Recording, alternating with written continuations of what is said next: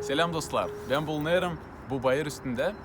Pek iyi buradan görüyorum bu kasabayı. Da geldi aklıma bir istorya hangisi oldu İsus Hristos'la. O da oldu denenmiş şeytandan. Açan o vatiz oldu Yuhan'da. Sonra ruhla alındı bir çöl yere. Da orada şeytan onu denerdi. 3 kere denemiş. Da bir denemek oldu. Açan İsus Hristos'a geldi şeytan da söyledi. Sen bak başka yerlere, hani ben sana yakşay vereyim. Sen sadece baş il bana. Siz benim ardımda da görüyorsunuz bu güzel kasabayı. Bezbelli İsus Hristos ta güzel kasabalar bütün dünyada gördüydü o zaman. Da Hristos ona söyledi.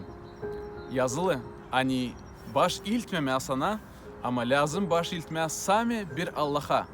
Onun için ben isterim size hepsinize adama hani siz baş il dersiniz sami Allah'a da hizmet edersiniz sami Allah'a. Ama bunu ne biz göreriz hepsici bundan hepsinden olsun metin Allah'a. Bunu adarım size kalın sağlıcakla.